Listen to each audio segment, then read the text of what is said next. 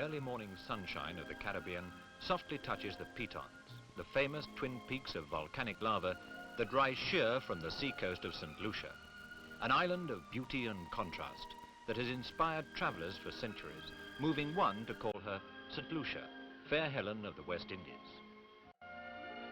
As the sun rises higher over St Lucia's 150 enchanting miles of coastline, sea and sky turn to Caribbean blue, and the numerous beaches to white and gold.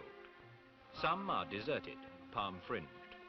Some conceal hotels with gardens that reach to the water's edge, where guests can enjoy the best of both worlds, all that a modern hotel can offer in the delightful surroundings that can only be created where the temperature remains between 70 and 85 degrees the whole year round.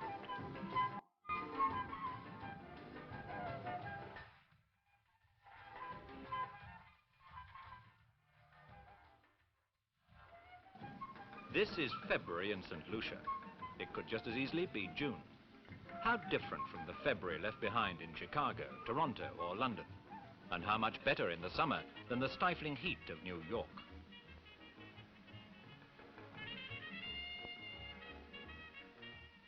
Yet from St Lucia's VG Airport, nowhere is really far away. International airlines link St Lucia not only with the numerous other Windward and Leeward Islands, but with the main continents as well.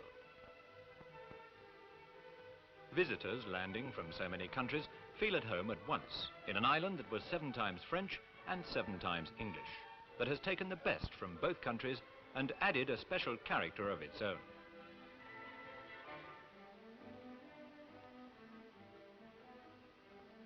VG Airport is but 2 miles from the port of Cadiz, St Lucia's modern, spacious capital.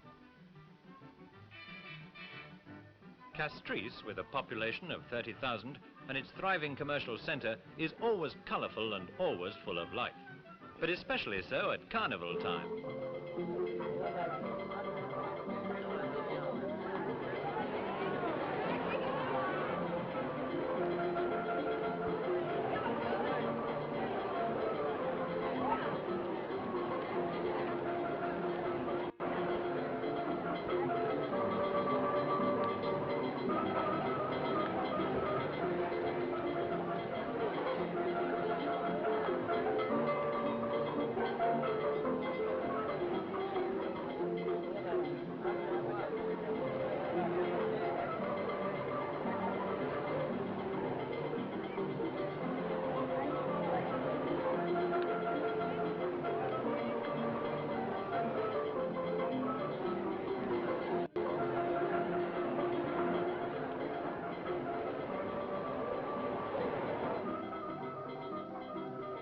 The quayside at Castries is always busy with the welcome given to visitors from the numerous cruise ships that call so frequently, as well as with commerce.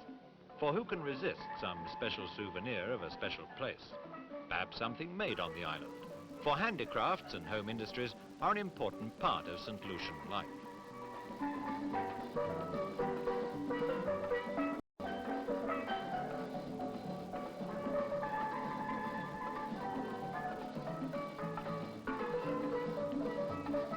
Who can fail to enjoy the welcome or send-off provided by one of the steel bands that are so very much part of the Caribbean scene?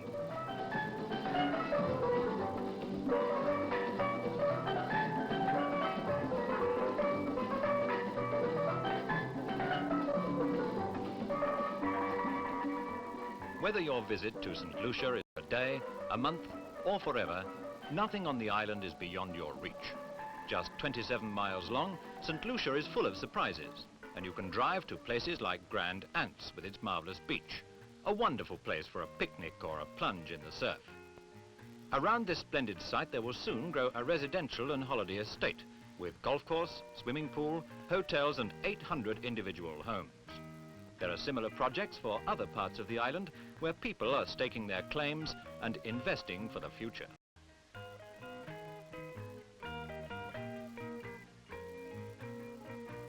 For a complete contrast, you can drive right into St Lucia's own volcano, where the very ground you walk on is hot to the touch, and steam issues from 1,000 cracks and fissures.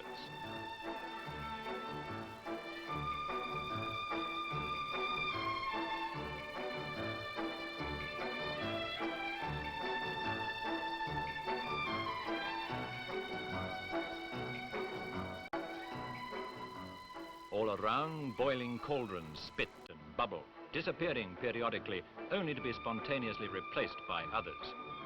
Visitors can benefit from the constant supply of natural health-giving water that is tapped for the nearby sulphur baths.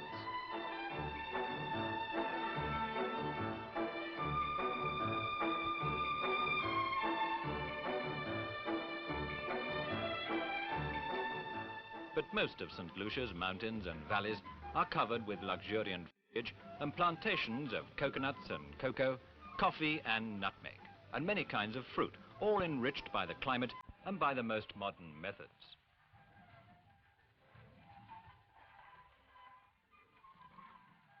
And above all, there is the banana. In the deep shade of the banana plantations, the stems cut represent 3/5 of the total production of the Windward Islands. 5 million stems a year go to Britain alone, with a target of 10 million in sight.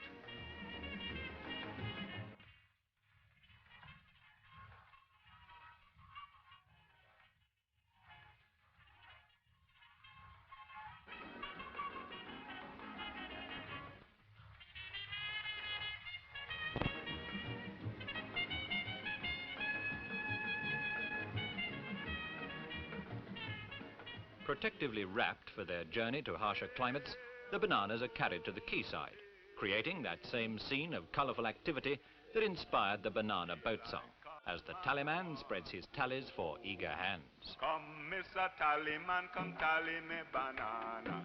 Daylight come and I want go. Come, Mr. Tallyman, come tally me banana. Daylight come and I want go. Some produce stays at home, for sale perhaps in the market held daily in Castries. Saturday morning is the busiest time, when people come into Castries from outlying districts to buy and sell almost everything you can think of, from a chicken to a chair.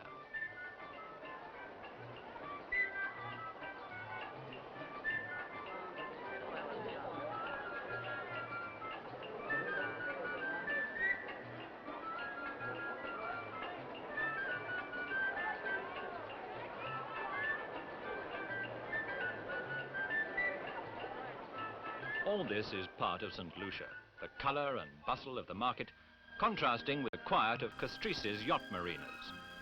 Lying between the big ships and the airport, they have every facility for yachts, and for the yachtsmen attracted by the many delightful bays and the natural harbours that St Lucia has to offer. Yachts of every kind, privately owned and for charter, abound in St Lucia.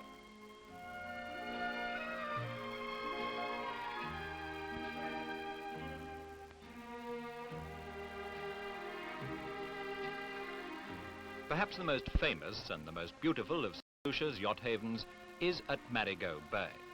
It was here that Admiral Rodney hid a small flotilla of British ships from the French fleet by tying palm fronds to their mastheads to blend with the trees that even today screen the harbour from the sea. Today, holidaymakers water ski where men of war once lay at anchor.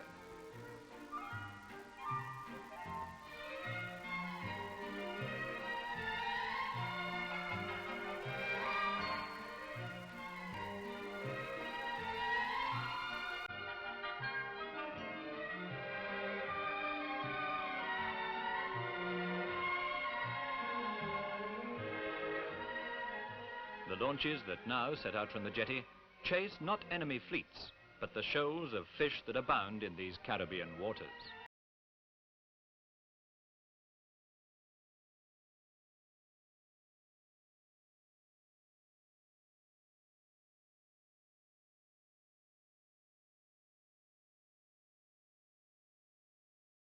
Of Marigot Bay have so much to enjoy, whether you prefer to ski or sail or just relax in the sun. And conditions are ideal for swimming in sea or pool.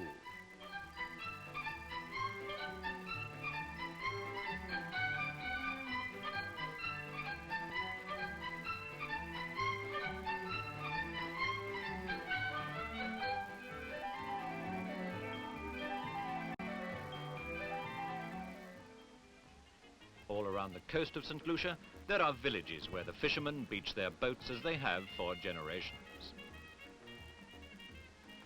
Close to the village of Groseilliers lies Pigeon Island, where Admiral Rodney established his lookout towards Martinique before finally sailing to victory over the French. Today, the cricketers of the future play on the beaches where the French and English once fought.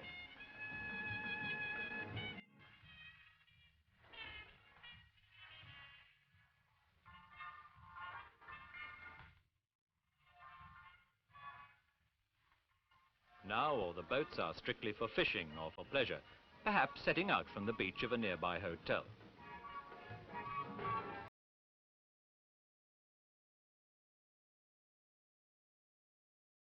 Does it matter if you're not an expert sailor, when the temperature of the water never drops below 70 degrees?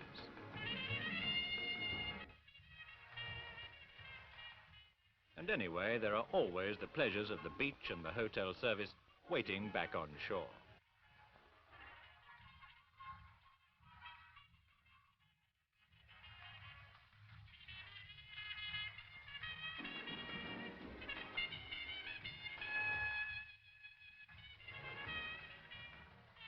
St Lucia's most modern hotels are built on the finest beaches and in delightful surroundings that match the luxury and comfort they provide for the discerning traveller.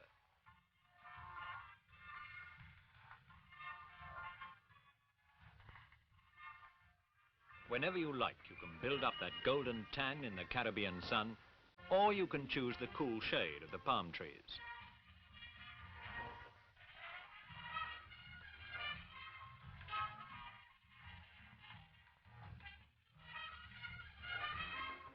There's always plenty to do on St Lucia, and yet it's a marvellous place in which to do nothing at all. St Lucia is an island with a fascinating past, a fascinating present, and an even more fascinating future. Your visit may pass all too soon, but you will want to come back, perhaps next time for good.